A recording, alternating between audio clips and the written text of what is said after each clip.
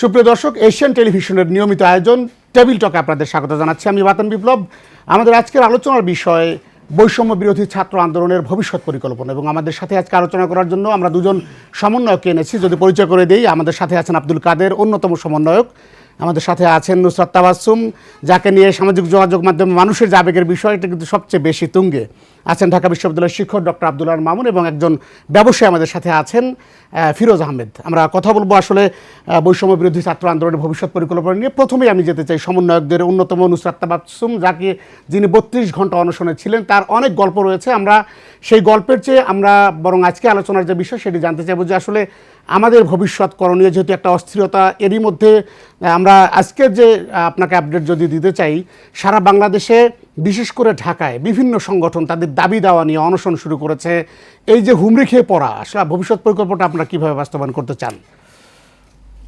দেখুন, আমরা যখন বাক স্বাধীনতার কথা বলেছিলাম বা দেশের স্বাধীনতার চর্চার কথা বলেছিলাম, তখন তো মানুষের অধিকারটা জন্মায় তাদের দাবি দাওয়া নিয়ে মাঠে আসার জন্য। কিন্তু একই সঙ্গে না, আমাদের এই জিনিসটাও খেয়াল রাখা উচিত কোন জিনিসটা উদ্দেশ্য প্রণোদিত, কোন জিনিসটা উদ্দেশ্য প্রণোদিত না। আমি আশা করছি আজকে যারা আন্দোলনকারীরা মাঠে ছিলেন বিভিন্ন দাবি দাওয়া নিয়ে, তারা সম্পূর্ণ নিজেদের স্বেচ্ছায় নেমেছেন এবং তারা নিজেদের সচেতনতা থেকে নেমেছেন, নিজেদের দাবি দাওয়া নিয়ে নেমেছেন। সেক্ষেত্রে আমি বলবো যে কিছুদিন আগে আমরা শাহবাগে অন্য ধর্মাবলম্বীদের, হিন্দু ধর্মাবলম্বীদের একটি আমরা আন্দোলন দেখেছিলাম। সেক্ষেত্রেও আমি একই কথা বলেছিলাম যে আন্দোলন প্রচণ্ড শক্তিক্ষয়ী একটি জিনিস। আপনারা মাঠে নেমে আসার পূর্বে আগে একবার চেষ্টা করে দেখতে পারেন, যেহেতু এই উপদেষ্টা পরিষদ বা এই সরকার, আমরা এদেরকে নিজেদের আশা ভরসার প্রতীক হিসেবে দেখতে চাচ্ছি বা আশা করছি যে তারা আমাদের হয়ে কাজ করবে। আন্দোলনের ঠিক নেমে যাওয়ার পূর্বে আপনারা একবার সিস্টেমেটিক্যালি তাদের সঙ্গে যোগাযোগ করার চেষ্টা করুন। কিন্তু আপনাদের যদি মনে হয় যে আপনারা ভরসা রাখতে পারছেন না, সেক্ষেত্রে জনগণের স্বাধীনতা রয়েছে তাদের যা ইচ্ছা সেটা করার, অবশ্যই আইনের বরখেলাপ না করে। তো সেই জায়গায় আমি যদি আরেকজন সমন্বয়ক রয়েছেন আব্দুল কাদের, আমরা এই তাড়াহুড়োর বিষয়টি জানতে চাই। সবাই বলছেন যে একটু ধৈর্য ধরছে না কেন জনগণ?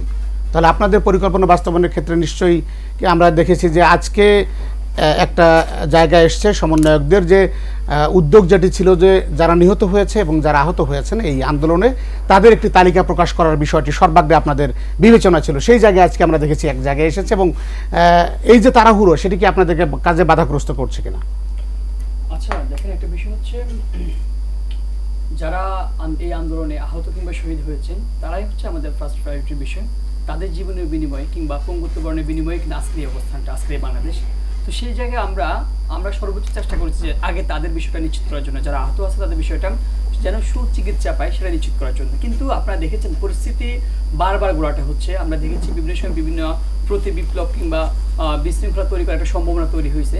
সেই জায়গায় গিয়ে আমরা সেটা শতরূপভাবে মানে সর্বোচ্চভাবে আমরা চেষ্টা করতে, মানে চেষ্টা থাকা সত্ত্বেও, সদিচ্ছা থাকা সত্ত্বেও আমরা পারি না। কিন্তু সেই জায়গায় হ্যাঁ, আপনার মনে হয়েছে যে এখন আপনি দেখেন 71 সালে যখন দেশ স্বাধীন হয়েছে, তখন প্রত্যেকটা মানুষ, প্রত্যেকটা সেক্টরে কিন্তু আপনার একদম ধ্বজভাঙা অবস্থা যেটাকে আমরা বলি, এখন একদম সেম অবস্থা, প্রত্যেকটা সেক্টর মানুষজন নামতেছে। আমাদের মনে হচ্ছে আমরা সমন্বয়কে যদি মানে কি মাঠে গিয়ে ওদেরকে বোঝানোর জন্য যাই, অবশ্যই তো যৌক্তিক দাবি, আমরা যদি সেদিকে যাবো, এদিকে হচ্ছে না, তা মনে হচ্ছে একটু মানে কি ব্যাঘাত ঘটতেছে আর কি। তা আমরা আশা করি সেটা শীঘ্রই কাটবে। আমরা আমাদের যে আহত ভাইরা, তাদের প্রতি আমরা মানে কি সম্পূর্ণ দৃষ্টি দিতে পারবো। একই সাথে আমরা মাঠ এবং মাঠের বাইরে যারা হাসপাতালে কাতরাচ্ছে, দুদিকে আমরা সমানভাবে মনোযোগ দিতে পারবো, অতি শীঘ্রই কেটে আনতে পারবো। ধন্যবাদ জনাব আব্দুল কাদের। আমরা আশাবাদী বাংলাদেশ বিনির্মাণের যেভাবে আপনারা আত্মত্যাগ থেকে শুরু করে জীবন বাজি রেখে রাস্তায় নেমেছিলেন, সেই জায়গায় কিন্তু বাংলাদেশ অনেকটাই গুছিয়ে এসছে। আমাদের কাছে মনে হচ্ছে একটু ধৈর্য ধরতে হবে জনগণকে। আমরা যদি আপনাদের আন্দোলনে শিক্ষক থেকে শুরু করে সাধারণ জনতা যারা আন্দোলনে ছিল, প্রত্যেকেই কিন্তু একটা সমন্বয়হীনতার মধ্যে ছিল। সবাই কিন্তু স্ব উদ্যোগে মাঠে নেমেছে। সেই জায়গায় শিক্ষকদের একটা বড় প্রতিনিধিত্ব ছিল। ঢাকা বিশ্ববিদ্যালয়ের শিক্ষক জনাব আব্দুল্লাহ মামুন আমার সাথে রয়েছেন। আপনারা আসলে এই শিক্ষার্থীরা যারা একেবারে আনারি হাতে এই দেশটাকে যেভাবে নিজের জীবন বাজি রেখে স্বাধীন করেছেন, তাদেরকে এই বাংলাদেশ বিনির্মাণে কি কি ধরনের সহযোগিতা করছেন বা করবেন?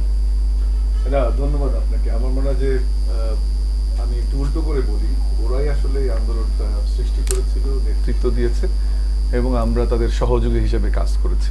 যে জিনিসটি গুরুত্বপূর্ণ ছিল যে ঢাকা বিশ্ববিদ্যালয় আন্দোলন এবং সফলতার একটা সূতিকাগার, প্রথম দিকে হয়তোবা আমরা ঢাকা বিশ্ববিদ্যালয় কমিউনিটির পক্ষ থেকে জাস্টিস করতে পারিনি বাচ্চাদের আন্দোলনের সাথে বা একাত্মতা জানাতে পারিনি, কিন্তু যখনই 15 তারিখে ছাত্রলীগ আমাদের শিক্ষার্থীদের হামলা করলো বহিরাগতদের মাধ্যমে, তৎক্ষণাৎ কিন্তু আমরা কিছু শিক্ষক অন্তত আমাদের শিক্ষার্থীদের পক্ষে দাঁড়িয়েছিলাম এবং তখনই স্যান্ডউইচটা পূর্ণ হয়। এবং আমি বলবো যে এটা একটা অনেক বড় সহায়ক শক্তি ছিল, কারণ তার আগ পর্যন্ত বিষয়টি নিয়ে ছাত্রদের মধ্যে দ্বিধাদ্বন্দ্ব ছিল যে শিক্ষকরা অংশগ্রহণ করছে কিনা, তাদের সাপোর্ট থাকবে কিনা, কিন্তু ওদিনের পরে কিন্তু আমরা ছাত্র শিক্ষক সবাই মিলে একসঙ্গে আন্দোলন করেছি।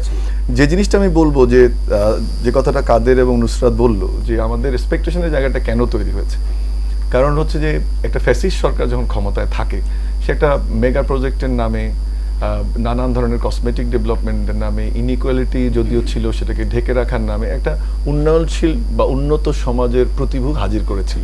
আসলে ভিতরে ছিল বৈষম্য, ভিতরে ছিল অনাচার, ভিতরে ছিল নির্যাতন। সেজন্যই কিন্তু এত মানুষ একটা মুক্তির আনন্দে হয়তো বা আজকে মাঠে নেমে এসছে।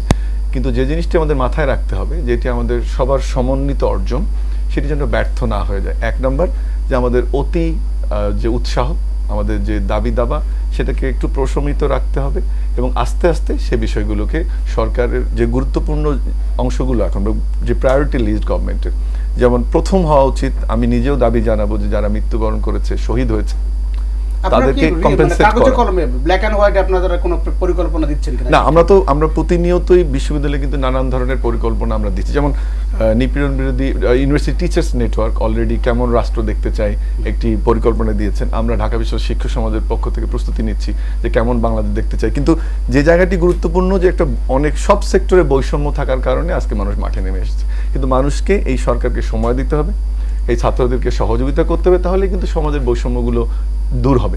এই বৈষম্য কিন্তু 15 বছরের না, এই বৈষম্য প্রায় 50 বছরের। 15 বছরে এটা আরো পুঞ্জীবিত হয়েছে। সেই 15 বছরের বৈষম্য তো একসাথে যদি দাবি দেওয়া নিয়ে আমরা নামি, তাহলে কিন্তু আজকে যে বিপ্লবের অর্জন সেটা কিন্তু ম্লান হয়ে যাবে। এই জন্য আমরা সবাই ধৈর্য রাখবো, এই সরকারকে সহযোগিতা করব, আমাদের যে তরুণ নেতৃত্ব, শিক্ষার্থীরা, তাদের সহযোগিতা করব। আমি খুবই আত্মবিশ্বাসী যে আমাদের সবার সহযোগিতা, আমাদের তরুণরা এবং যে সরকার আছে, তারা প্রত্যেকের যে ন্যায্য হিস্সা, ন্যায্য দাবি নিশ্চয়ই পূরণ করবে। ধন্যবাদ ডক্টর আব্দুল্লাহ মামুন। আপনি যে কথাটা বলছিলেন যে আসলে আমরা আন্দোলনের সময় যখন আমরা মাঠে সংবাদ সংগ্রহ করতে যাই, বা তখন যে আমাদের অভিজ্ঞতা একটি ছিল, সবাই কিন্তু বলতো যে আসলে এই আন্দোলন কেন, মানে একই মুদ্রার ওপিট ওপিট বলে রাজনীতিতে একটা কথা আছে যে আসলে বাংলাদেশের রাজনীতিতে দুই ভাগে বিভক্ত হচ্ছে। একটা হচ্ছে গণতন্ত্র, যেহেতু বাংলাদেশের দীর্ঘদিনের যে গণতন্ত্রের চর্চা আমরা দেখে এসেছি, সেখানে বড় দুটি রাজনৈতিক দলের বিষয়ে কিন্তু মানুষের এক ধরনের নেতিবাচক ভাবনা রয়েছে। সেই জায়গায় কিন্তু বলা হচ্ছে যে আপনাদের আন্দোলন তাহলে এখন এসে বলা হচ্ছে যে তাহলে একই মুদ্রার ওপিট ওপিট, যেহেতু এই বিষয়গুলো উঠে আসছে। আমি একজন ব্যবসায়ী আমাদের সাথে আছেন, জনাব ফিরোজ আহমেদ, ওনার কাছ থেকে ছোট্ট করে জানতে চাই যে এই যে আপনারা ব্যবসা করছেন, সেই জায়গায় আসলে দখলবাজির একটি বরাবরের মতো অভিযোগ থাকে, কিভাবে আসলে সেটি এখন পরিচালিত হচ্ছে, আপনি যদি একটু বিস্তারিত বলেন। বিসমিল্লাহির রহমানির রহিম। আমি প্রথমে আমাদের ছাত্র আন্দোলনে যে আমাদের তরুণ ছাত্ররা আত্মহতি দিয়েছে, বুকে তাজা রক্ত ঢেলে দিয়ে আন্দোলনকে বেগবান করেছে, এবং তার সাথে আমাদের ইউনিভার্সিটির শিক্ষক মহোদয়, ওনারা একত্রতা ঘোষণা করে এই আন্দোলনকে সামনে নিয়ে গেছে। এই আন্দোলনে যারা শহীদ হয়েছেন, আমাদের আবু সাইদ, মুগ্ধ সহ, তাদের বিদায় আত্মার মাগফিরাত কামনা করি। এবং আজকে এই টক শোতে আমাকে আমন্ত্রণ করার জন্য আমি এশিয়ান টিভি কর্তৃপক্ষকে ধন্যবাদ জানাই। আমরা আজকে তরুণদের জন্যেই এই বিপ্লবকে আমরা বিজয়ে রূপান্তরিত করেছি। এই বিপ্লব জনগণের বিরুদ্ধে, দীর্ঘদিন নির্যাতিত নিষ্পেষিত জনগণের বিরুদ্ধে চলছিল। আওয়ামী স্বৈরশাসন এই দেশের মানুষের উপর স্টিম রোলার চালিয়েছে, আপনারা সবাই জানেন। কোনো সেক্টর বাকি নেই। আমরা একটু স্পেসিফিক শুধু আপনার ব্যবসায়িক, আপনি আমরা জানি যে আপনি ব্যবসা করেন ঢাকায় রাজধানীতে, সেই জায়গার আসলে এখন কোনো ধরনের হাত বদল, আমরা যেটা একদম আরো স্পেসিফিক যদি জানতে চাই যে আসলে দখলবাজির যে রাজত্ব চলতো, সেই জায়গা এখন পরিষ্কার হয়েছে নাকি আবারও কেউ না কেউ দখল করেছে, এটা একটু পরিষ্কার করবেন। আমি ফুলবাড়িয়া গুলিস্তানে ব্যবসা করি, দীর্ঘ 27 বছর থেকে আমি মার্কেট নেতৃত্বে আছি। আমি ওইখানে জাকের সুপার মার্কেট নামে একটা ব্যবসায়ী প্রতিষ্ঠানের মার্কেটের সভাপতি। গত 5 বছর, এর আগে তো ছিল ওই চাঁদা নিত আমাদের কাছ থেকে, চাঁদা নিত, তারপরে কিন্তু আমরা শেয়ারে থাকতে পারতাম। কিন্তু গত 5 বছর আমাদেরকে চাঁদা এমনভাবে নিয়েছে, আমাদেরকে মানে পিটাইয়া মার্কেট থেকে বের করে তারপরে দিয়ে তারা মার্কেট তাদের আয়ত্তে নিয়েছে। সে হলো যুবলীগের সন্ত্রাসী আউয়াল, যুবলীগ আউয়াল, ঢাকার পুরান ঢাকা ত্রাস এক নামে চিনে আউয়ালকে সবাই।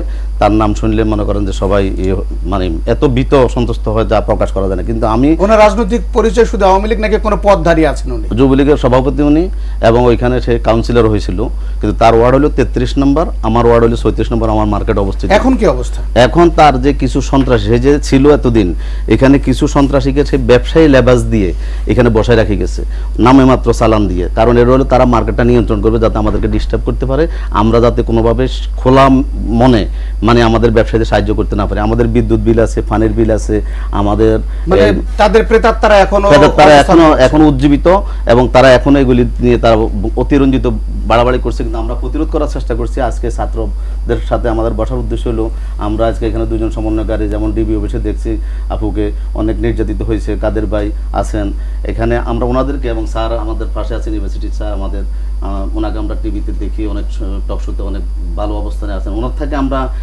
এটার থেকে আমরা কিভাবে পরিত্রাণ পাইতে পারি, এই সন্ত্রাসী লেবাসদারি ব্যবসায়ীদের কাছ থেকে পরিত্রাণ পাওয়া। ধন্যবাদ ফিরোজ আহমেদ। নুসরাত তাবাসসুম, আপনি নিশ্চয়ই শুনছিলেন যে আসলে একটা দখলের যে রাজত্ব, সেটি কিন্তু কোনো না কোনোভাবে কেউ না কেউ নিয়ন্ত্রণ করছে এখন পর্যন্ত। আপনারা আসলে যে বেসিক থেকে আন্দোলনের সূত্রপাত হয়েছিল, কোটার যে বৈষম্য দূরী করা, মানে এই সংস্কার করতে গিয়ে আপনারা দেখতে পাচ্ছেন যে প্রত্যেকটি পদক্ষেপেই সংস্কার করা প্রয়োজন। সেখানে আসলে আপনাদের এখন পরিকল্পনাটা কিভাবে আগাবেন আপনারা? দেখুন, এই যে দখলদারিত্বের যে আলাপটা, বিভিন্ন ব্যবসা প্রতিষ্ঠান, আমরা আজকে আমার দেখা হয়েছিল সদরঘাট, ওখানকার যে হকার্স মার্কেট, ওখানকার কিছু ব্যবসায়ীর সাথে একই ধরনের আমরা অভিযোগটা পেলাম, চাঁদাবাজির অভিযোগ, দখলদারিত্বের অভিযোগ। কিন্তু আমার যেটা মনে হয়, দেখুন বাংলাদেশের সবগুলো সেক্টর তো নতুন করে গড়ে তোলা হচ্ছে, শুধুমাত্র দাবি জানিয়ে আদায় করে নেওয়ার সাথে সাথে, আমি ওটা নিষেধ করছি না, ওটার সাথে সাথে আমার মনে হয় যে নিজেদের জায়গা থেকেও প্রতিরোধটা তৈরি করা খুব জরুরি। মানে আমি তো আমার বাড়ির নিরাপত্তার জন্য আমি প্রশাসনের কাছে যাবই, একই সঙ্গে প্রাচীরটা মজবুত হওয়াটাও খুব দরকার আমার মনে হয়।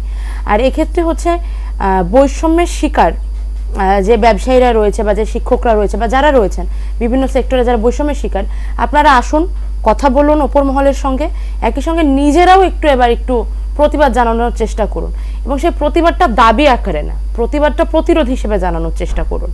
কারণ এটা করলে কি হবে, কারা কারা সন্ত্রাস করতে চায়, কারা কারা অস্ত্রের মুখে রেখে এই ধরনের জিনিসপত্রগুলো আদায় করতে চায়, এটা ফাইন্ড আউট করা যাবে। এবং আমরা যেহেতু আশা করছি যে আমাদের নতুন সরকার, নতুন স্বরাষ্ট্র উপদেষ্টা বা নতুন আইন শৃঙ্খলা বাহিনীর দায়িত্বে যারা আছেন, তারা হচ্ছে এই জিনিসটা নিশ্চিত করবেন যে ল অ্যান্ড ফোর্স তারা উপযুক্তভাবে সঠিক জায়গাতে ইউজ হবে। সেক্ষেত্রে আমার মনে হয় যে আপনারা যদি ফাইন্ড আউট করতে পারেন যে কারা সরাসরি সন্ত্রাসের সঙ্গে যুক্ত বা সন্ত্রাসী কার্যক্রম চালাতে চায়, আমার মনে হয় না যে তারা ব্যবস্থা না নিয়ে থাকবেন। আমি অন্তত ল অ্যান্ড ফোর্স নিয়ে সত্যি এবার আশাবাদী। আমরাও আশাবাদী। আপনি যেমনটি বলছিলেন যে আসলে এই বাংলাদেশে প্রত্যেকটি ঘর থেকে রুখে দাঁড়ানোর একটি কথা আপনি বলেছেন, সব থেকে বেশি গুরুত্বপূর্ণ। জনাব আব্দুল কাদের, আপনি একটু সংক্ষেপে যদি এই বিষয়টা পরিষ্কার করেন যে রাষ্ট্রের এখন যে অবকাঠামো অন্তর্বর্তীকালীন সরকারের, এর বাইরে গিয়ে আপনাদের শুধু সমন্বয়করা যারা সারা বাংলাদেশে, আমরা সর্বশেষ 158 জনের তালিকা পেয়েছিলাম, পুরো দেশে আপনাদের নেটওয়ার্ক কিভাবে কাজ করবে বা কাজ করবে কিনা আদৌ, নাকি সরকারের উপর আপনারা ডিপেন্ড থাকবেন শুধুমাত্র? আচ্ছা, এক্ষেত্রে একটা বিষয় হচ্ছে, আপনারা দেখেছেন কোনো দেশে, মানে বিশ্বের ইতিহাস দেখেন, কোনো একটা বিপ্লব সংগঠিত হওয়ার পরবর্তীতে একটা ম্যাসাকার তৈরি হয়, সে তুলনায় বাংলাদেশে সেটা কিন্তু হয় নাই। কিন্তু ছাত্ররা যখন মানে বিপ্লব নেতৃত্ব দিচ্ছে, বিপ্লব পরবর্তী যে বিষয়টা, যে পরিস্থিতি, হ্যাঁ, প্রতি বিপ্লব ঠেকানো, কিংবা হচ্ছে গিয়ে কি যারা কোনো দুষ্কৃতিকারী, কিংবা হচ্ছে গিয়ে এই যে আপনার মানে ল অ্যান্ড অর্ডার সেটা ফাংশন করতেছে না, সেই জায়গায় কিন্তু যখন পুলিশ নাই, কোনো প্রশাসন নাই, সেই জায়গায় ছাত্ররা আবার নেতৃত্ব দিয়েছিল। আমরা দেখেছি হচ্ছে গিয়ে আপনার রাস্তাঘাট বলেন, আমরা হচ্ছে সেই সময় আমরা বলে দিয়েছি যে কেন্দ্রীয় নির্দেশনা কি, সেক্ষেত্রে আপনার হচ্ছে সম্প্রীতি এবং রাষ্ট্রীয় সম্পদ রক্ষা কমিটি, সেটা আমরা একদম মানে কি পাড়ায় পাড়ায় মহল্লা পর্যন্ত সেটা আপনি দেখছেন কীভাবে ওয়ার্ক করছে। আমরা দেখছি স্কুল কলেজ শিক্ষার্থীরা, আমরা দেখেছি হচ্ছে আমাদের মানে কি অনেক মুরব্বীরা এসে হচ্ছে এই জায়গাগুলো থেকে দায়িত্ব নিয়ে স্ব উদ্যোগে তারা হচ্ছে কি মানে একটা মানে কেউ 3 ঘন্টা, পরবর্তী 3 ঘন্টা কেউ থাকবে, এভাবে কাজ করে গেছে। এখন দেখেন, আমরা সবসময় বলে আসছে যে এদেশে তো যখন নির্বাচন ব্যবস্থা ভেঙে গেছে, নির্বাচন ব্যবস্থার সাথে সব কিছু জড়িত। আমরা বলেছি যে আমরা কোনো ব্যক্তির বিরুদ্ধে না, আমাদের যে অভ্যুত্থান এটা সিস্টেমের বিরুদ্ধে। কোনো ব্যক্তি চেঞ্জ হলো, মানে খুনি শেখ হাসিনা স্বৈরাচার চেঞ্জ হয়ে গেল, সিস্টেম চেঞ্জ হলো না। আমরা বলেছি সবসময় আমরা হচ্ছে কি সিস্টেম চেঞ্জের জন্য আমাদের এই পদক্ষেপ। আগামীর বাংলাদেশ কীভাবে হবে, কিংবা আমরা সরকারের পক্ষ থাকবো কিংবা এ পক্ষ থাকবে কিনা। তবে একটা বিষয় কি ভাই দেখেন, আমরা যখন এই আন্দোলনটা সাধারণ জনসাধারণ মানুষজন শুরু থেকে হচ্ছে শিক্ষার্থীরা আমাদেরকে শুধু কোটা সংস্কারের জন্য আমাদের দায়িত্ব দিয়েছিল, পরবর্তী দেখছি না বিষয়টা আরও বেশি, যে রাষ্ট্রীয় সংস্কার দায়িত্বটা এদেশের তরুণদের হাতে তুলে দিয়েছিল। সেই জায়গা থেকে আমাদের দায়বদ্ধতার জায়গা আছে। এদেশের মানুষ মনে করে যে তারা হচ্ছে বিগত দিনে যে স্বাধীনতা 53 বছর পার হয়ে গেলেও তারা কোনো যে উদ্দেশ্য নিয়ে, যে প্রত্যাশা নিয়ে তারা দেশ স্বাধীন করেছে সেটা পরিপূর্ণ হয় নাই। তারা মনে করে যে মেন স্ট্রিম ধরে পার্টির বাইরে গিয়ে একটা তারুণ্য ভিত্তিক যে দেশের জন্য, দশের জন্য কাজ করবে, যারা গণতন্ত্রের জন্য কাজ করবে, যারা হচ্ছে জবাবদিহিতে এনশিওর করতে পারবে, এইরকম একটা সরকার চাচ্ছে আর কি। তো আমরা মনে করি এক্ষেত্রে যদি আমরা জনগণের প্রত্যাশা পূরণ করতে পারি সেক্ষেত্রে একটা সম্ভাবনা থাকবে। আমাদের চিন্তাভাবনা আছে, জনগণের দিক থেকে একটা প্রত্যাশার জায়গা আছে, আমাদের চিন্তাভাবনা ধারা এখনও উন্মুক্ত আছে, চিন্তাভাবনা করতে যদি সেটা না হয় সেক্ষেত্রে আমরা ওয়াচডগ, যেটা হচ্ছে গিয়ে কি আমরা মনে করি যে পলিটিক্যাল লিডার তৈরি করা হচ্ছে, আমরা যে সোশ্যাল লিডার সেটা আমরা ওইভাবে কাজ করে যাবো। যেভাবে আমরা কাজ করেছি হচ্ছে আমরা কীভাবে, যে বিগত কয়েকদিনে যখন আপনার ল অ্যান্ড অর্ডার ফাংশন করে নাই, প্রশাসন থাকে না, যেভাবে আমরা কাজ করছি সেভাবে কাজ করে যাবো। একটা বিষয় শুধু জানতে চাই, আপনারা তো পড়াশোনা এখন কন্টিনিউ হয়ে গেছে, তো এই জায়গায় আপনারা একেবারে দেয়ালে পিঠ ঠেকার পরেই কিন্তু আপনারা এই কোটা সংস্কার আন্দোলন নেমেছিলেন। এখন ওয়াচডগের ভূমিকায় যদি যেতেও চান সেক্ষেত্রে একটা অবকাঠামো, একটা স্ট্রাকচার কিন্তু আপনার লাগবে। সেই জায়গা থেকে আপনারা কি অপরিকল্পিতভাবে আবার যে কোনো সমস্যা আসলে ফেস করবেন, নাকি কনজিকিউটিভলি আপনারা লেগে থাকবেন এই ঘটনাগুলোর সাথে সবসময়? আচ্ছা, এখন যে বিষয়টা হচ্ছে আমরা তো মানে এই যে এখন একটা ইন্টারিম গভর্নমেন্ট হইলো, সেই জায়গায় সরকার তার কাজ করবে। এখন আমাদের যদি একটা মানে জনগণ থেকে একটা প্রত্যাশার জায়গা আছে, সেই জায়গা থেকে যদি জনগণ চায় সেক্ষেত্রে একটা ফরমাল একটা বিষয়, আর যদি অন্য কিছু হয় সেক্ষেত্রে আমরা ওয়াচডগ কিংবা হচ্ছে গিয়ে কি এবার সামাজিক সংস্কার, এই ক্ষেত্রে আমরা কি কাজগুলো আমাদের অব্যাহত থাকবে। মানে আপনাদের কণ্ঠ সবসময় উচ্চকিত থাকবে দেখুন, জনতার। এটা হচ্ছে ওয়াচডগ হওয়ার জন্য সবসময় যে ফরমেশনের দরকার হবে ব্যাপারটা কিন্তু এমন না, বরং ব্যাপারটা ঠিক উল্টা। জনগণ নিজেই তার রাষ্ট্রের পাহারাদার। আপনি যদি জনগণকে তার দায়িত্বটা পালন করতে দেন, জনগণের উপরে নজরদারি না রাখেন, জনগণের প্রাইভেসি ব্রিচ না করেন, বা আমাদের এই যে মনিটরিং সেন্টার যেটা আছে, ন্যাশনাল টেলিকমিউনিকেশন মনিটরিং সেন্টার, আমি ঠিক মনে করতে পারছি না, এই যে নজরদারিগুলো, এনটিএমসি, তারপরে হচ্ছে আমরা শুনেছি যে পেগাসাস নিয়ে আসা হয়েছে বাংলাদেশে।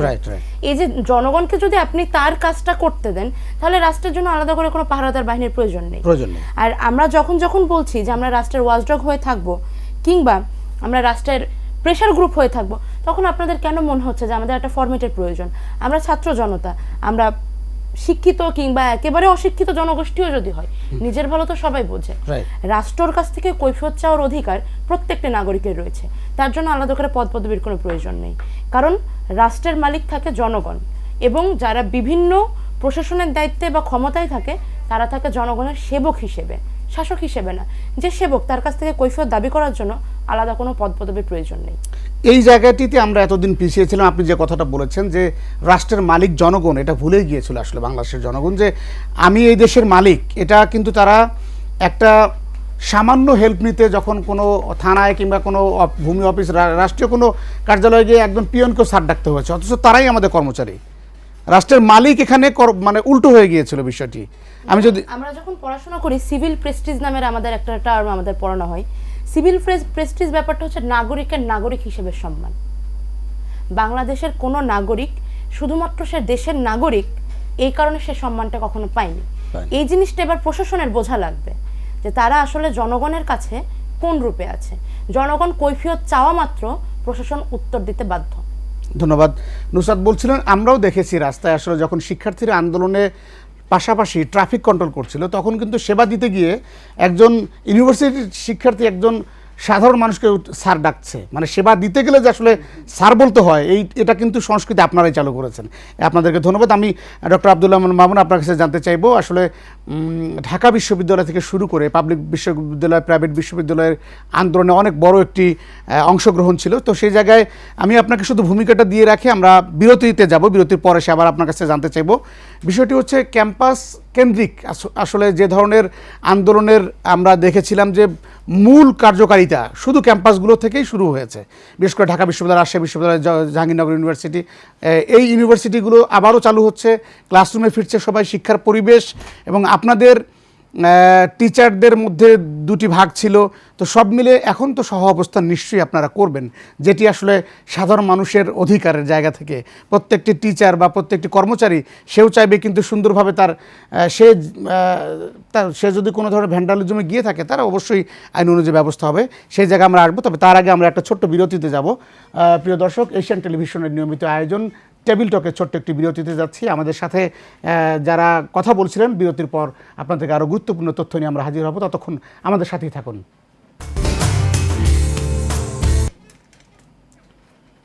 প্রিয় দর্শক, ফিরছি এশিয়ান টেলিভিশনের নিয়মিত আয়োজন টেবিল টকে। আমরা ছিলাম বৈষম্য বিরোধী ছাত্র আন্দোলনের ভবিষ্যৎ পরিকল্পনা নিয়ে। আমাদের সাথে দুজন সমন্বয়ক রয়েছেন। যথারীতি আমরা ছিলাম ঢাকা বিশ্ববিদ্যালয়ের ডক্টর আব্দুল আল মামুন, শিক্ষক, তিনি সমাজ গবেষক এবং বিশ্লেষকও বটে। আমরা আপনার কাছে জানতে চাইবো যে আমরা দেখেছি যে আসলে যখন ছাত্র আন্দোলনটি ঢাকা বিশ্ববিদ্যালয়ের সবথেকে বড় ভূমিকায় অবস্থান নিয়েছিল, তখন কিন্তু শিক্ষকদের মধ্যে দুটি ভাগ ছিল, দুই ভাগে বিভক্ত ছিল। শিক্ষক সমিতি থেকে শুরু করে কর্মচারী যারা রয়েছেন তাদের মধ্যেও একটা প্রকাশ্য আমরা ফাটল দেখতে পেয়েছি।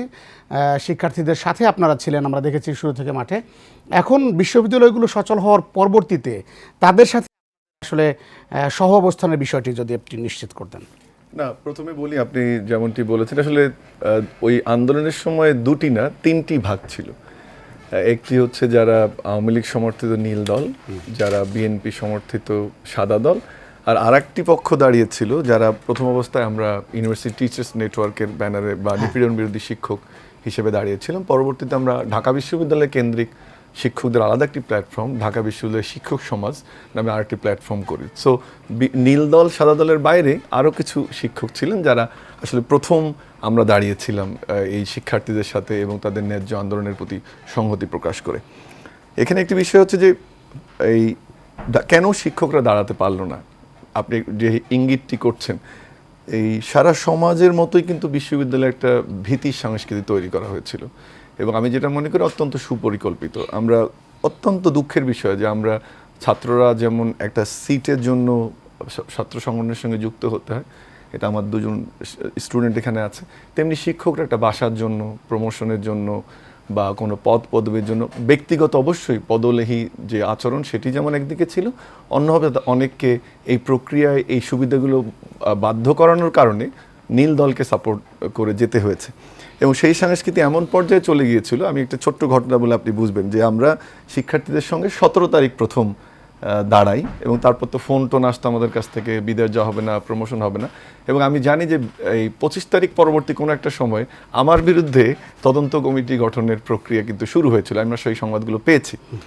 এখন হয়তোবা আমরা কয়েকজন সেই রিস্ক নিয়েছি নৈতিকতার জায়গা থেকে, আদর্শিক জায়গা থেকে, অনেকে কিন্তু এটা নিতে চেয়েছে, কিন্তু সাধারণ জনগণ যেভাবে মাঠে নেমেছে, কিন্তু বিশ্ববিদ্যালয় শিক্ষকদের চাকুরি, প্রমোশন যে ভয়ের সংস্কৃতি ছিল, সবার মধ্যে একটা দোদুল্যমনতা ছিল।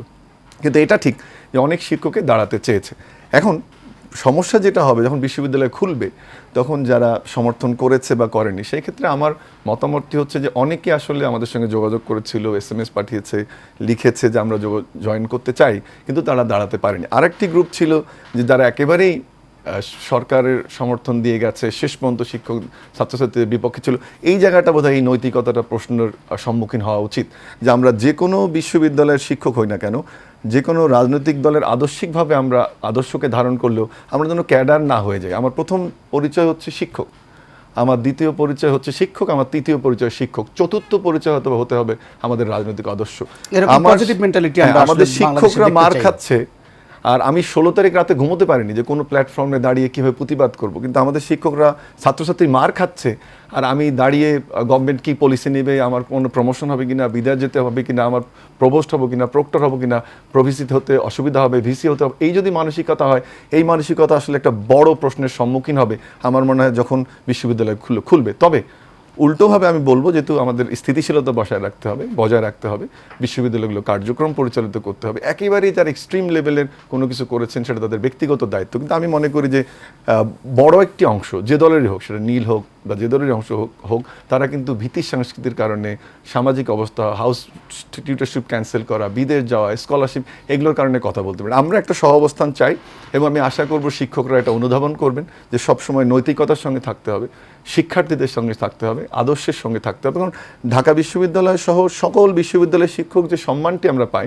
সেই সম্মানটি আমাদেরকে ধরে সংরক্ষণ রাখতে করতে হবে। হবে। আপনার একটি পয়েন্ট নিয়ে আমি সমন্বয়ক আব্দুল কাদের আপনার কাছে জানতে চাই যে ঢাকা বিশ্ববিদ্যালয়ে সহ অবস্থানের যে একটি সৌন্দর্য ছিল, যদিও সব আন্দোলনের আতুরঘর ঢাকা বিশ্ববিদ্যালয়কে বলা হয়, যে কারণে আপনারা আন্দোলনে বলেছেনও যে এখানকার শিক্ষার্থীদের আন্দোলন কখনো হেরে যায় না। আমরা দেখেছি, আমরা রিপোর্ট করেছি। তখন আমরা জানতে চাই টিএসসি কেন্দ্রিক বিভিন্ন ক্রিয়াশীল সংগঠনের অনেক তৎপরতা থাকে। ঢাকা বিশ্ববিদ্যালয়ে আমতলায় যদি ছাত্রদল কখনো মিছিল করে, বটতলায় আমরা দেখেছি ছাত্রলীগকে একই সাথে মিছিল দূর রাস্তা দিয়ে যেতে দেখেছি। বাকি যে ছাত্র সংগঠনগুলো রয়েছে সেই ছাত্র সংগঠনগুলোরও আমরা খণ্ড খণ্ড মিছিল আমরা লাইব্রেরির সামনে হয়ে বিভিন্ন জায়গায় আমরা দেখেছি।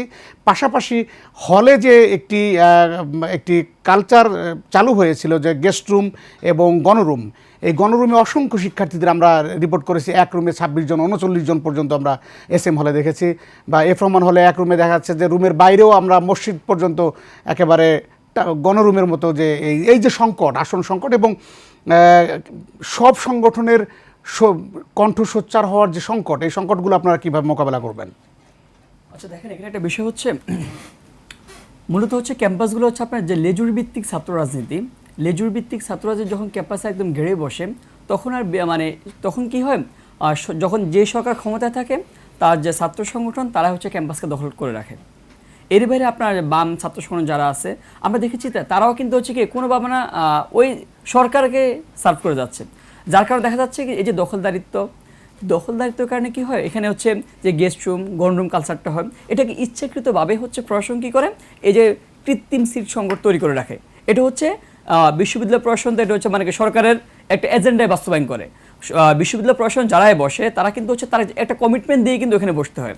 আমরা অনেক সময় দেখেছি যে আমাদের শিক্ষকরা বলে যে আমরা পরিস্থিতির শিকার, যে আমরা কথা বলতে পারি না, আমাদেরকে বাকরুদ্ধ, এখন পরিস্থিতি এমন একটা রেজিম তৈরি করে ফেলছে, আমি বলতে পারি না। কিন্তু আমরা একইভাবে দেখি ওই শিক্ষকরা যারা আপনার পদায়িত হয় তারাই কিন্তু হচ্ছে কি করে, নিজেরাই গিয়ে হচ্ছে ধর্ণা দেয়।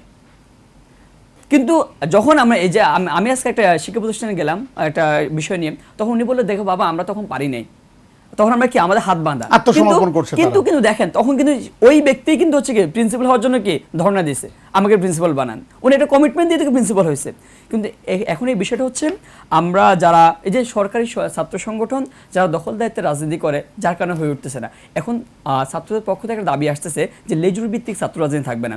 যখন আপনার লেজুর ভিত্তিক ছাত্র রাজনীতি থাকবে না, তখন হচ্ছে কি যে লেজুর ভিত্তিক ছাত্রগুলো কি হয় দেখেন, ছাত্র সংগঠনের যে নেতৃত্ব আসে তারা বেশি অছাত্র হয়, আর যারা অছাত্র তারা কখনো ছাত্রদের উদ্দেশ্য নিয়ে ছাত্রদের এজেন্ডা নিয়ে তারা কখনো কাজ করে না, তারা সবসময় পার্টিকে সার্ভ করে। তার পার্টি কি এজেন্ডা কি হবে, হল সংসদ বা বিশ্ববিদ্যালয়ের সংসদ, কেন্দ্রীয় ছাত্র সংসদগুলো আপনারা চালু করার ব্যাপারে আপনাদের পরিকল্পনা কি বা কবে নাগাদ সেটি?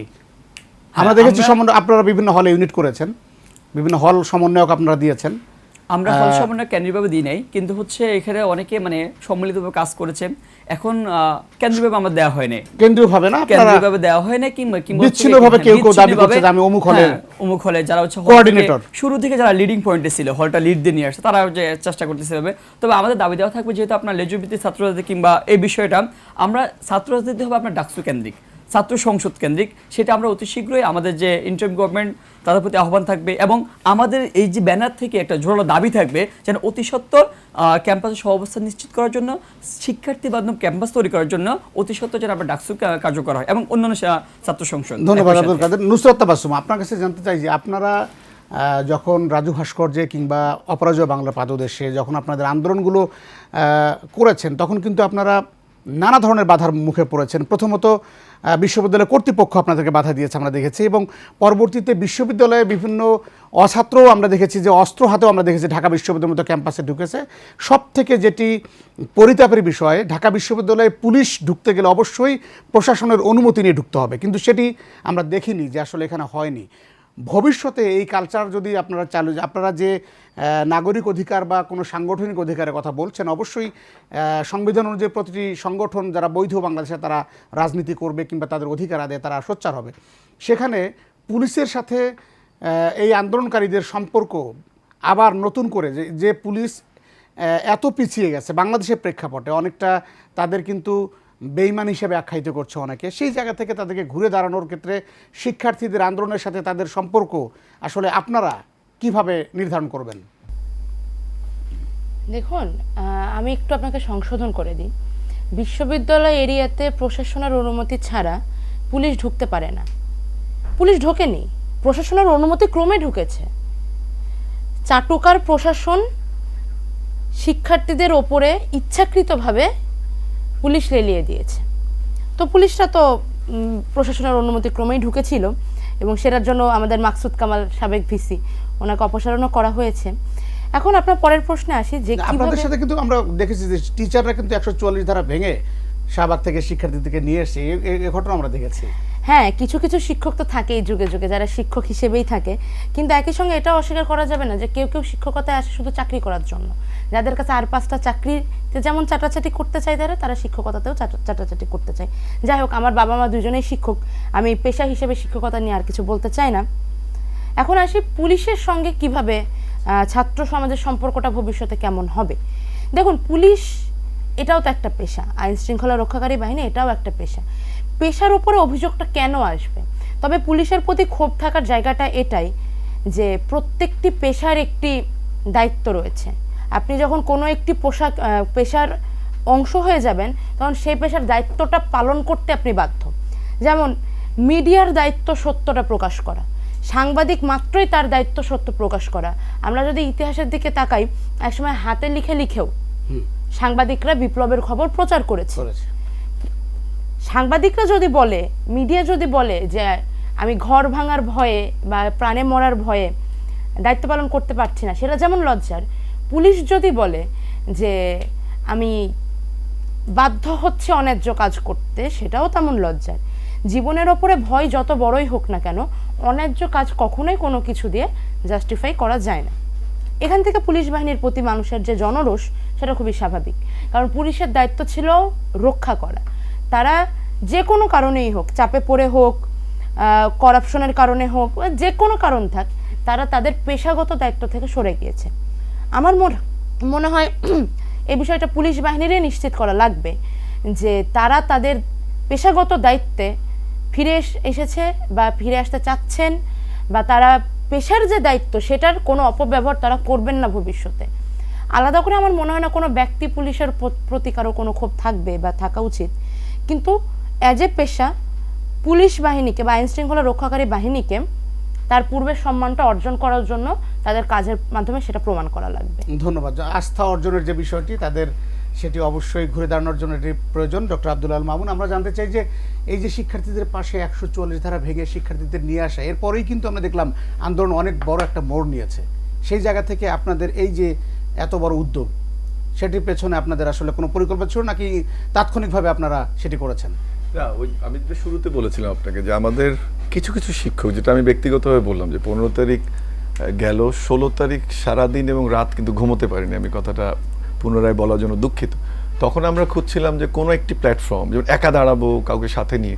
আমি যেন ধন্যবাদ দিতে চাই ইউনিভার্সিটি টিচার্স নেটওয়ার্ক নামে আমাদের একটি সংগঠন আছে, তারা উদ্যোগটি নেয় এবং তাদের উদ্যোগে আমরা প্রথম আসলে অপরাজয় বাংলায় যাই প্রতিবাদ সভা করার জন্য। তখন বৈষম্য বিরোধী ছাত্র আন্দোলনের কেউ এসে আমাদেরকে সংবাদ দেয় যে 2 জন শিক্ষার্থীকে শাহবাগ থানায় আটকে রাখা হয়েছে, আমরা যেতে পারি কিনা। আমরা সঙ্গে সঙ্গে যাই এবং তাদেরকে মুক্ত করে এনে তারপরে আমরা সমাবেশ করি। ধন্যবাদ।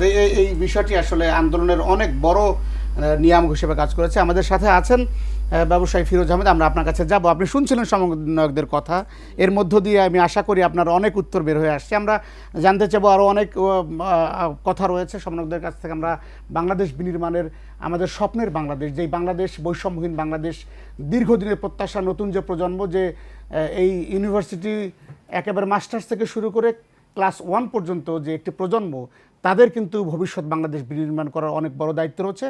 সেটি জানতে চাবো। তার আগে আমরা আরও একটি বিরতিতে যাব। প্রিয় দর্শক, এশিয়ান টেলিভিশনের নিয়মিত আয়োজন টেবিল টক আরেকটি বিরতিতে যাচ্ছি, আমাদের সঙ্গেই থাকুন। প্রিয় দর্শক, টেবিল টকে আবারও স্বাগত। আমরা ছিলাম ডক্টর আব্দুল আল মামুনের কাছে। আপনি বলছিলেন যে আসলে শিকল ভাঙার যে আপনারা একটি উদ্যোগ নিয়েছিলেন, সেটি কিন্তু অনেক বড় টার্নিং পয়েন্ট ছিল। আমরা আবারও একটু যেতে চাই সমন্বয়কদের কাছে। আপনাদের কাছে সর্বশেষ আমাদের আজকের এই আয়োজনের যে আমরা যেটা জানতে চাই যে আসলে সময় অনেক কম সময় পেয়েছেন আপনারা এখন পর্যন্ত, যদিও অনেক না ঘুমিয়ে না খেয়ে আপনারা 32 ঘন্টার যে অনশন করেছেন, এগুলো আসলে আমরা এক একটি উপাখ্যান আমাদের কাছে মনে হয়। কারণ এই সাহস করে ওই আবু সাইদের মতো দু হাত প্রসারিত করে বুলেটের সামনে দাঁড়ানোও মানুষ যেমন কোটিতে একজন মেলেনি, তো সেই জায়গায় আপনারা যেভাবে অনশন করেছেন, ডিবিতে গিয়ে আপনারা অনিশ্চয়তার মধ্যে যে প্রতিবাদ করেছেন, সেই জায়গাগুলো এখন আসলে এই তরুণদেরকে কিভাবে অনুপ্রাণিত করবে বলে আপনি মনে করেন? এবং রাতে আমরা জানি যে গভীর রাতে আপনাকে তুলে নিয়ে যাওয়া হয়েছিল বিনা ওয়ারেন্টে, সেখানেও প্রতিবাদ করেছিলেন। এই যে প্রতিবাদী কণ্ঠস্বরগুলো আমাদের জন্য অনুপ্রেরণা কিভাবে যোগাবে? অনুপ্রেরণা যোগানোর মতো বিশেষ কিছু করেছে বলে আমার মনে হয় না। অবশ্যই পুরো দেশ অনুপ্রাণিত আপনাদের এইটা দিয়ে।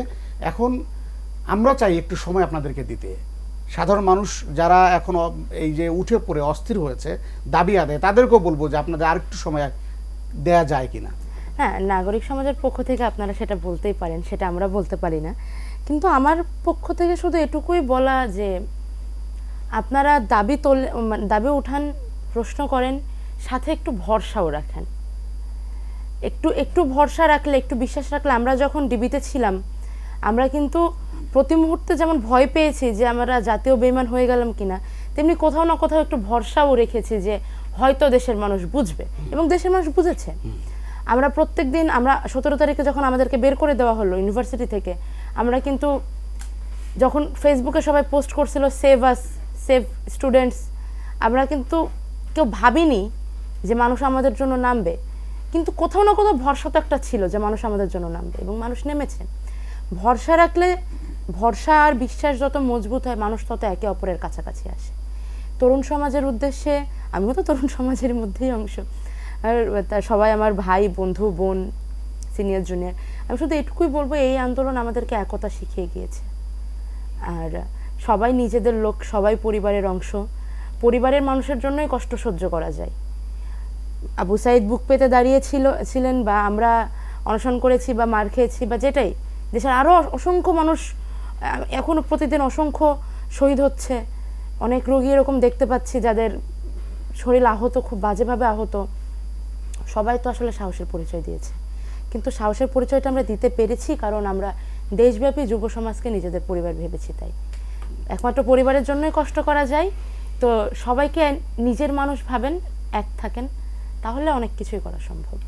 আপনাদের জন্য সব সময় লাল সালাম, এবং বাংলাদেশ আপনাদের নিয়ে যতদিন এই বাংলার মাটিতে এই স্বাধীনতা, সার্বভৌমত্ব, বাংলাদেশের মানুষ নাগরিক অধিকার ভোগ করবে, ততদিন আপনাদেরকে জাতীয় বীর হিসেবে আমরা স্মরণ করব। আমরা আব্দুল কাদের, আপনার কাছে জানতে চাইবো যে অনেক জায়গায় দেখেছি যে হসপিটালগুলোতে চিকিৎসার অভাবে অনেকেই এখনও কাতরাচ্ছেন হাসপাতালের বিছানায়, সেটি আপনাদের নজরে এসছে কিনা?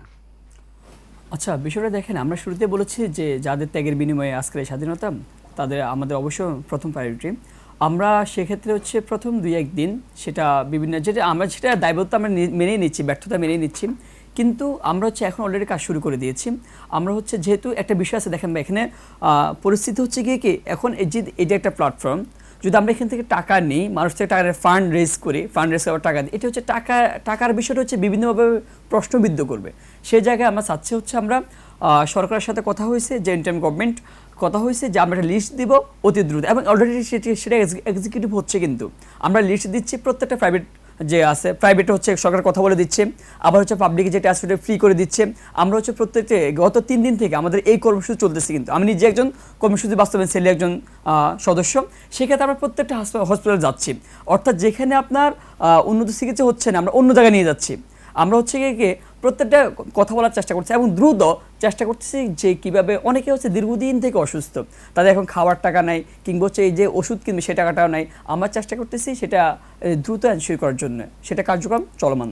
ধন্যবাদ। আমরা আপনাদের সফলতা কামনা করি, এবং আপনারা এই যে সাহস জুগিয়েছেন, এই সাহসের মধ্য দিয়ে বাংলাদেশ নিশ্চয়ই স্বপ্নের বাংলাদেশে পরিণত হবে। আমরা ডক্টর আব্দুল্লাহ মামুন স্যারের যাওয়ার আগে একটু জানতে চাইবো, আমাদের ফিরোজ আহমেদ দিনে আছেন, আপনাদের মতো ব্যবসায়ীরাই কিন্তু রেমিটেন্স ব্লক করে দিয়েছিল, এটা আন্দোলনের অনেক বড় পার্ট ছিল। আপনারা দেশে বসে কি করেছেন শিক্ষার্থীদের জন্য, এবং এখন আসলে কতটুকু করতে পারবেন?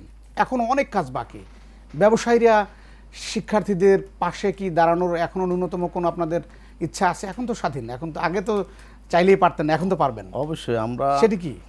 আমরা আমাদের দেশে বসে আমরা ওনাদের অনেক সহযোগিতা করছি, আমরা নিজেরাও ইয়েতে আন্দোলনে যোগ দিয়েছি। আমি নিজেও আহত হয়েছি, আমার মাথা আঘাত আছে, কিন্তু মাথা কিন্তু আঘাত আছে, না দেখাইলে হয়তো বিশ্বাস করবেন না, মাথায় কিন্তু আঘাত আছে, বুঝছেন?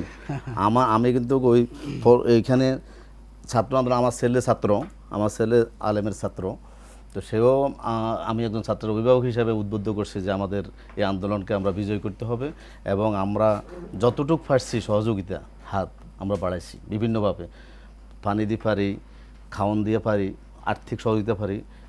সামনে যদি আপনাদের ডাক আসে যে আপনারা পাশে দাঁড়াবেন কিনা? অবশ্যই আমরা তো কারো ভয় নাই, আমরা তো কিন্তু ছিল হাত পা বাঁধা, আমরা স্বৈরাচারী শাসনের জিম্মি ছিলাম, কথা বলতে পারতাম, বাক স্বাধীনতা ছিল না আমাদের।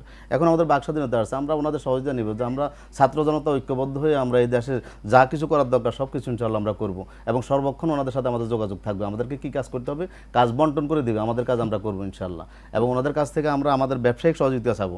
আমার অনুরোধ থাকবে যে স্যার আছে এখানে আমাদের ঢাকা বিশ্ববিদ্যালয়ে, যে আমাদের একটা সারা বাংলাদেশে একটা ব্যবসায়ী সমন্বয় কমিটি করা উচিত, প্রত্যেক মার্কেটে, প্রত্যেক এলাকায় ইউনিট ভিত্তিক, যেমন ওনাদের ইউনিট ভিত্তিক ওনাদের যে ছাত্র সংগঠন আছে, বিভিন্ন রাজনৈতিক সংগঠন আছে, আমাদেরও ব্যবসায়ী একটা রাজনৈতিক সংগঠন প্রত্যেক ইয়াতে করা উচিত। এবং আপনারা যেটা করবেন, আপনারা এই চাঁদাবাজি বন্ধ করে দেন, এই চাঁদাবাজি বন্ধ করে তার সামান্য অংশ যদি আপনারা একটা ফান্ড গঠন করেন, যে ভবিষ্যতে কেউ যদি আহত হয় বা কোনো মানবিক হাত বাড়িয়ে দিতে হয়, তখন আপনারা অবশ্যই বড় ধরনের সহযোগিতা করতে পারবেন। ধন্যবাদ জনাব ফিরোজ আহমেদ, আপনি ছিলেন আমাদের সাথে। আমরা ডক্টর আব্দুল্লাহ মামুন স্যারের কাছে জানতে চাইবো যে আসলে একেবারে শেষ পর্যায়ে চলে এসেছি আমরা আজকের আলোচনার। তরুণরা দায়িত্ব নিয়েছে বাংলাদেশ বিনির্মাণের, তরুণরা দায়িত্ব নিয়েই বাংলাদেশকে স্বাধীন করেছে, বৈষম্যহীন সমাজ গড়ার যে লক্ষ্যে বাংলাদেশ হাঁটছে, সেখানে একজন আমি বলবো আপনারা সমন্বয়কদের সমন্বয়ক, মানে যারা আপনাদের স্টুডেন্ট ছিল তারাই সমন্বয়ক, তাদের সমন্বয়ক হচ্ছেন আপনারা। সেই জায়গা থেকে আপনারা এখন কিভাবে এই দেশ বিনির্মাণে এগিয়ে যাবেন? যদি সময় একেবারে সংক্ষেপ, আমি শুধু এতটুকু বলবো যে আমাদের যে শিক্ষার্থীরা, তারা যে আন্দোলনটি সফল করার মাধ্যমে গোটা সমাজকে আন্দোলিত করেছে, যে কথাটা ওরা বারবার বলার চেষ্টা করছিল, যে এই সমাজের প্রত্যেকটা মানুষকে এগিয়ে আসতে হবে। যে প্রেশার গ্রুপটা শুধুমাত্র স্টুডেন্টের বা 158 জন থাকবে, 160 জন থাকবে, আমি মনে করি এই কনসেপ্টটা থেকে বের হতে হবে, যেটা নুসরাত এবং কাদের বারবার বলছিল, যে সামাজিক আন্দোলনটি সংগঠিত হয়েছে। দেখুন, আপনি একটু আগে বললেন যে ক্লাস 1 থেকে বিশ্ববিদ্যালয় শিক্ষার্থী 80 বছর 70 বছর, উনি ওনার মাথায় আঘাত পর্যন্ত দেখাচ্ছিলেন। এটা দারুণ সামাজিক আন্দোলন কিন্তু সংগঠিত হয়েছে। আমরা যদি প্রত্যেকে জায়গা থেকে আমাদের যে ভূমিকাগুলো নিয়েছিলাম আন্দোলনের সময়, জীবন বাজি রেখে, ব্যবসাকে বাজি রেখে, চাকুরিকে বাজি রেখে, আমাদের পরিবারকে বাজি রেখে, তার চেয়ে এখন কিন্তু জিনিসটা অনেক সোজা। যেমন আপনি বলছিলেন যে ওনার ওখানে চাঁদাবাজি হচ্ছে, প্রতিরোধটা ওখান থেকেই করতে হবে। আমরা যেন আজকে থেকে আমরা শপথ নিই, আমি এই আন্দোলনে অংশগ্রহণকারী হিসেবে, ওদের সহায়ক শক্তি হিসেবে, একজন শিক্ষক হিসেবে আবেদন জানাতে চাই, আসুন আমরা আজকের থেকে প্রথম যে শপথটা নিই, যে আমি প্রথম নিজে দুর্নীতি করব না, আমি দুর্নীতির মধ্যে যাব না, আমাদের সমাজে যে অসঙ্গতিগুলো আছে সেই অসঙ্গতিগুলো দূর করার চেষ্টা করব, যেটা সামাজিক আন্দোলন, এই সামাজিক আন্দোলনে কিন্তু আমাদেরকে সফল করবে। আপনার এই শপথের সাথে একাত্মতা ঘোষণা করলাম, এবং আজকে থেকে কোনো ধরনের দুর্নীতিতে নিজেও জড়াবো না। আমরা প্রত্যেকেই চাইবো একটি বাংলাদেশ বিনির্মাণে আমাদের শিক্ষার্থীরা যেভাবে মাঠে ছিলেন, জীবন বাজি রেখে এই দেশকে স্বাধীন করেছেন, এবং এই দেশ বৈষম্যহীন একটি বাংলাদেশ, স্বপ্নের সোনার বাংলাদেশ আমরা গঠন করব, সেই প্রত্যাশায় বিদায় নিচ্ছি। আমি বাতেন বিপ্লব, আপনারা দর্শক যারা এতক্ষণ আমাদের সাথে ছিলেন সবাইকে ধন্যবাদ। এই প্রোগ্রাম টেবিল টক আগামীকাল সকাল 7টায় আপনারা দেখতে পাবেন এশিয়ান টেলিভিশনের পর্দায়। সবাই ভালো থাকুন, সুস্থ থাকুন, আল্লাহ হাফেজ।